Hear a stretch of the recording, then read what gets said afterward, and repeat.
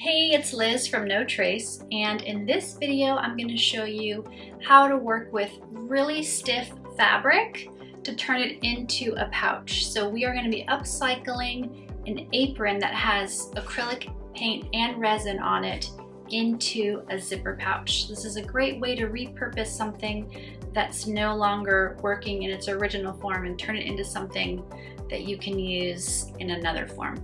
So let's go!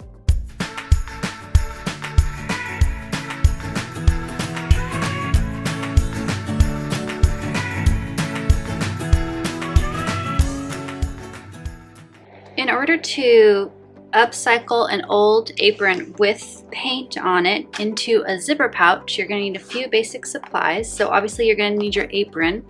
Now this one I've already cut quite a bit. I've already been making pouches from it.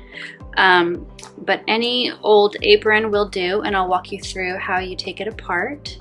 You're also going to need another fabric to become the liner of your pouch, and you'll have those measurements after you figure out the measurements from your apron. So you want to have maybe a ½ yard or less of fabric to do the liner fabric, and we'll get those measurements later. You're going to need a seam ripper to take your apron apart and salvage as much material as you can. You're going to need scissors, obviously, and I like to cut with I prefer to cut with a rotary cutter and a quilting ruler, so that's a great option. And you'll need a zipper, but again, the length that you're going to need is going to depend on the size of the panels that you cut from your apron. So we'll get to that step too when we get to it. You're also going to need your zipper foot to make a zipper pouch. And then I also recommend getting a heavy-duty needle. So these are super heavy-duty because I'm sewing through denim that has paint on it. But if you get the, I think it's 100 or 16/100, that should work too. And even the universal needle, which is like 14, I think, I don't know exactly. The universal needle might work, but I would recommend getting a more heavy-duty sewing needle for your machine. So the first thing that you're going to want to do with your apron is to take apart the seams. So I used the seam ripper and I painstakingly pulled apart all of the hems to make the sides as wide as possible. So I did that on all of the different sides of the apron. And then I also pulled apart the apron strap. So I took a seam ripper and opened up the apron strap so that now I have some strapping pieces. In the next step, take your rotary cutter and ruler and cut off the sides of the apron, leaving the center pockets that you can use for this pouch. If you need to use scissors to get through a really thick spot, go ahead and do that. And then come on over here and cut this side off of the apron. And again, there's going to be some spots that might be too thick for your rotary cutter, like up here. And this is where the scissors come in handy. Okay, now we also want to prepare this fabric for a pouch. So what we want to do is remove it. So this is the pocket, right? So we want to remove the pocket panel from this panel. And the way we do that is with a seam ripper. So you just want to get in, find the thread, and separate the pocket from the back panel. And I try to save as much of this fabric as I can. But I also try to not go crazy with perfection. So if you have a little cut, it doesn't quite separate as smoothly as you like, that is okay too. So we're kind of doing our best here, salvaging as much as we can of the pocket. And one tip I have for you, so I've got to this point where there's a lot of paint and the fabrics don't want to pull apart from one another without ripping. So one thing you can do in spots like this is take it to an iron, and you need to use a little cloth to protect your iron from the paint, but you can apply some heat to this spot, and that'll loosen things up and make it a little bit easier to get in there and separate the fabric from each other. Okay, so I put a cloth over that spot and I ironed it, and now it feels a bit softer. So we're gonna try again, see if I can get in there with my seam ripper.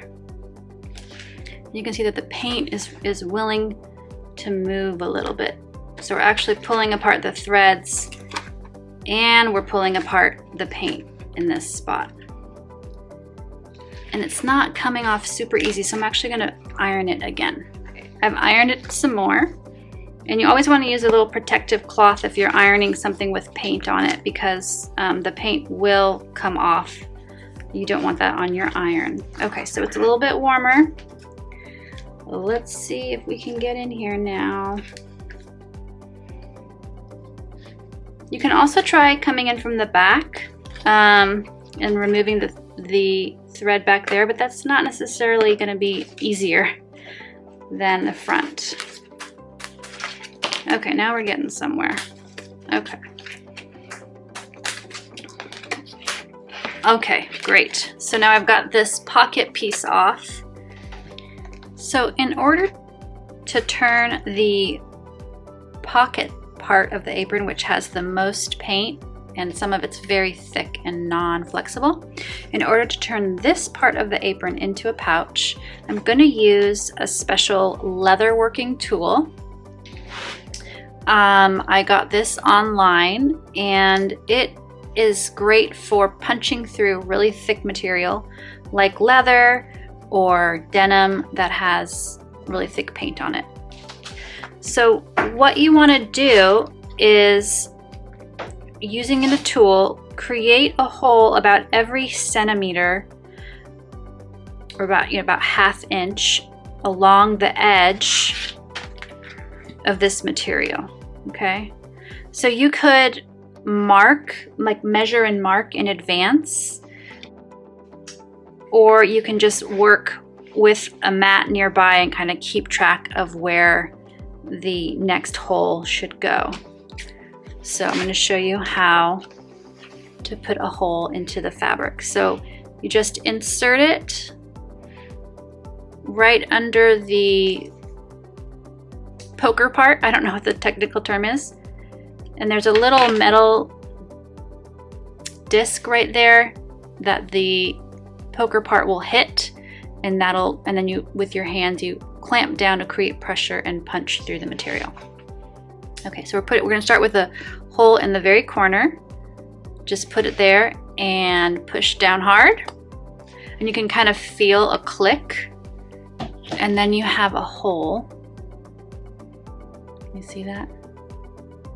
That you can sew through. So you got to go down the whole pocket area with your tool, creating holes.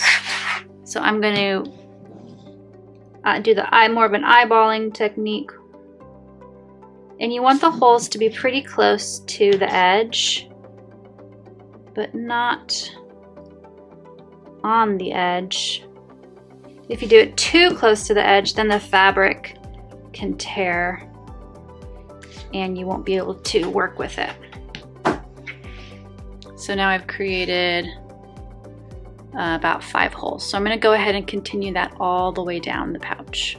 So with the leather working tool, I've made holes all the way around this pocket material that's really stiff. So now we can use those holes to attach it to a softer fabric so that we can sew this into a pouch.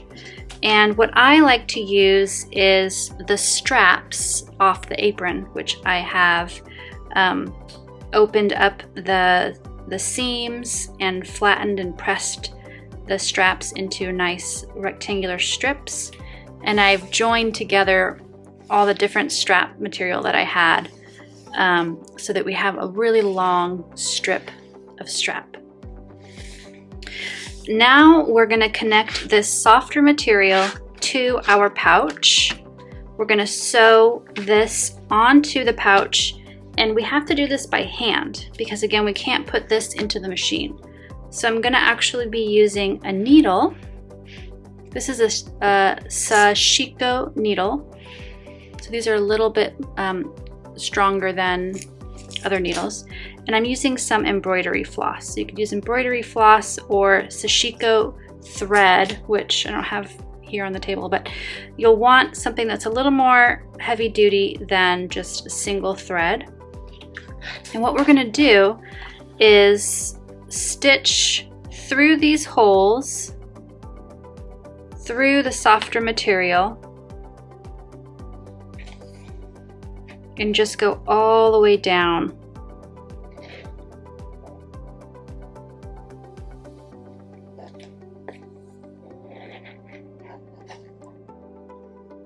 So you can see that I've started to attach the strap with the embroidery floss, and I want to show you what you do when you get to the corner area.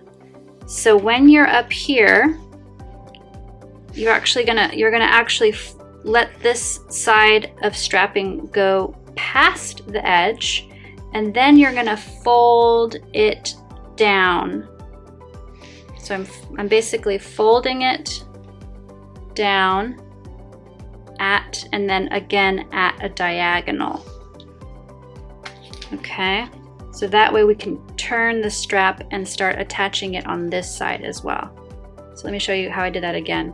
So this strap is attached and I let it go past the fabric, and then I fold it down and then create a diagonal so that my strap is now turned to sew the other way. Okay, so I have attached the strap all the way around this center pocket piece with embroidery floss, and I've pressed it really well, and I've also pressed out these corners really well. So what I'm going to do next is I am going to stitch the corners down at the sewing machine so that they don't flop around. Oh, and I also want to point out that when I got to the end, I just folded over the strap on top of the raw edge of where I started.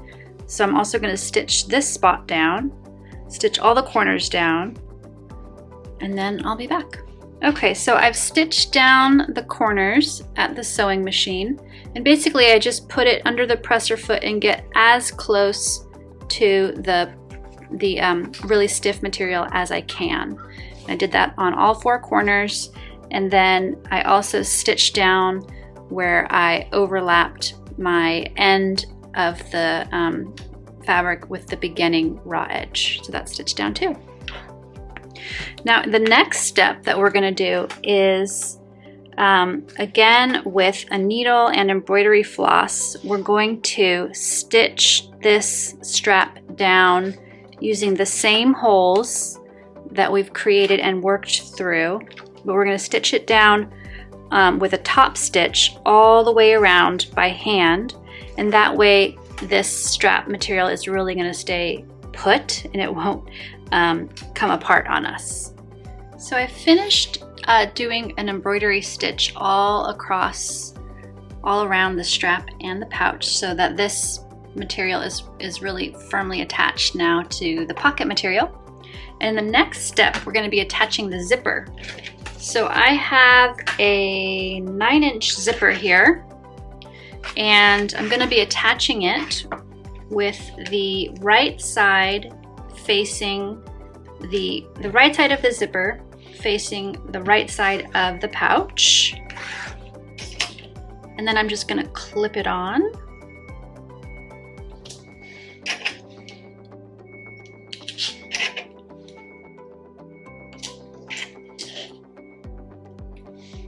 And then I'm going to add in the liner fabric. So the liner fabric is cut with the final dimension of the pouch when I fold up the pouch, it's going to be about 8.5 inches tall and about 9.5 inches wide. So these pieces were cut to more or less match that, but I added a 1/2 inch to the height of these pieces so that I can stitch them together at the end with a 1/2 inch seam allowance. Since this is a continuous piece, I need to add a little height to my liner pieces. So I'm just going to add my liner pieces into the clips where I have clipped the zipper to the pouch, and the liner piece should be right side facing the pouch material. So the right sides are facing each other. And now I'm going to take this to the machine and stitch it with a 1/4 inch seam allowance. Okay, I've stitched across to connect the zipper and the pouch and the liner fabric. So the zipper is now attached, and you can double check that it works. And what I'm going to do next is press this at the iron and then do a top stitch. So once it's been pressed and top stitched, I'm just going to repeat those same steps on the other side of the pouch. So I'm going to clip this onto the zipper and then add in my lining piece, stitch it, iron it, top stitch it. Alright, so I've top stitched both sides of the pouch, and make sure that that zipper opens and closes. And in the next step, we are going to turn the pouch inside out.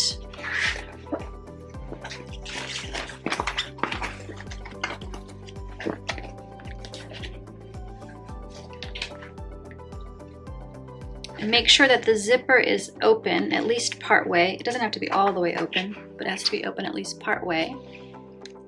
Let me zoom out a little bit. And what we're gonna do next is clip around the sides. And what I like to always do first is find where the sides line up at the top, and make sure to line them up with one another and put a clip right there. And make sure that the zipper tape is pointing down towards the liner when you clip it in place. Now come over to the other side, and again you want the zipper tape to be pointing down towards the lining. I'm going to move the zipper head a little bit. Make sure the tape is pointed down and that you're lining up those sides nicely with each other. And then go ahead and put a clip right there. Okay. Now you could clip or pin the other parts of this pouch. I have clips out, so I'm just going to put some clips in here. And I'm going to go all around the bag. This part doesn't need to be clipped, obviously, because I don't have to stitch that area, but I'm going to put clips around the other sides. Okay, so I've clipped all around, and at the bottom, I'm going to leave an opening of about 4 or 5 inches. So I'm not going to stitch this area, so I can turn the bag right side out at the end. And I'm also going to add a tag, a little no trace tag, and a little tab, a little pull tab on one side of the bag. I'm going to clip them in place right here. So I like to put the little pull part in first. So I'm just going to take this clip off, slip the pull inside, and then again make sure that I'm lined up where the side seams meet, and then put the clip right back on top of that little loop. It's a little loop from the aprons that I saved, and I repurpose it for the bags. And then the tag is going to go face down right under that loop. So I'm going to slip it in there too and clip it on. I'm going to have to move some clips around here.